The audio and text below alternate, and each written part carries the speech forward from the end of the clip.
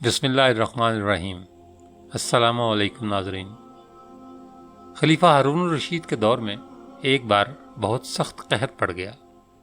اس قحط کے اثرات سمرقند سے لے کر بغداد تک اور کوفہ سے لے کر مراکش تک ظاہر ہونے لگے۔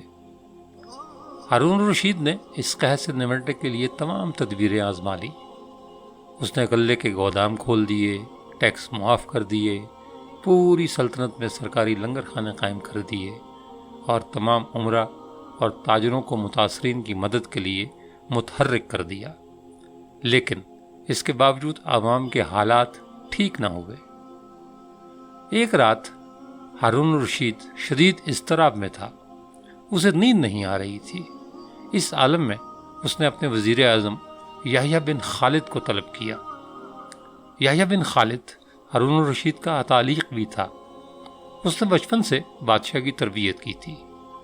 ہارون الرشید نے یحییٰ خالد سے کہا، استاد محترم، آپ مجھے کوئی ایسی کہانی، کوئی ایسی داستان سنائیں جسے سن کر مجھے قرار آ جائے۔ یحییٰ بن خالد مسکرایا اور عرض کیا، بادشاہ سلامت، میں نے اللہ کے کسی نبی کی حیات طیبہ میں ایک داستان پڑھی تھی۔ یہ داستان مقدر، قسمت اور اللہ کی رضا کی سب سے بڑی اور شاندار تشریح ہے۔ آپ اگر اجازت دیں تو میں وہ داستان آپ کے سامنے دہرا دوں۔ بادشاہ نے بے چینی سے کہا، یا استاد فوراً فرمائیے، میری جان حلق میں اٹک رہی ہے۔ یحییٰ خالد نے عرض کیا، کسی جنگل میں ایک بندریا سفر کے لیے روانہ ہونے لگی۔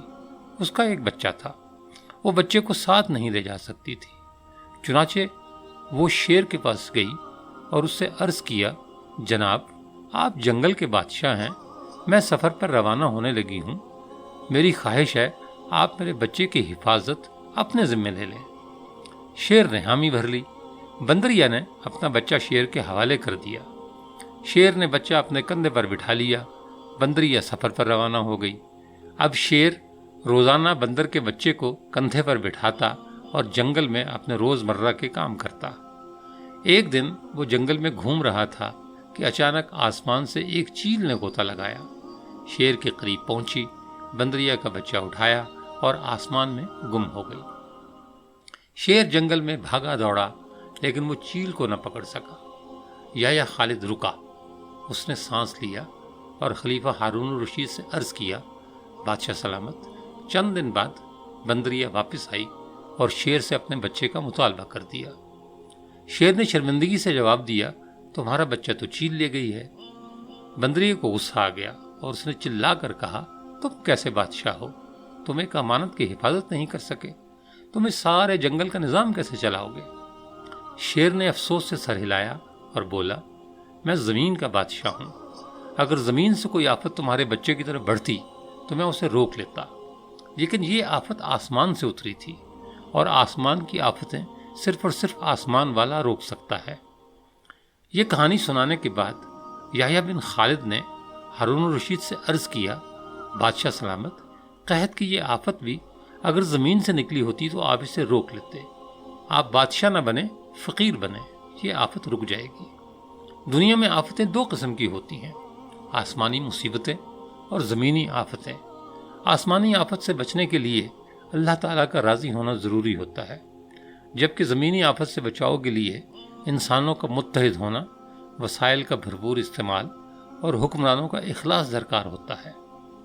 یحییٰ بن خالد نے ہارون الرشید کو کہا، بادشاہ سلامت، آسمانی آفتیں اس وقت تک ختم نہیں ہوتی جب تک انسان اپنے رب کو راضی نہیں کر لیتا۔ آپ اس آفت کا مقابلہ بادشاہ بن کر نہیں کر سکیں گے، چنانچہ آپ فقیر بن جائیے، اللہ کے حضور گر جائیے، اس سے توبہ کیجیے، اس سے مدد مانگیے۔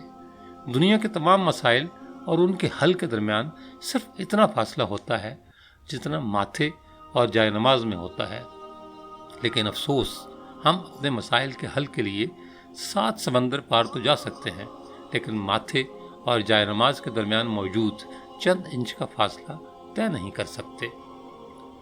یہ تھی آج کی کہانی۔ اگلی کہانی کے ساتھ جلد حاضر ہوں گے، تب تک کے لیے اللہ حافظ۔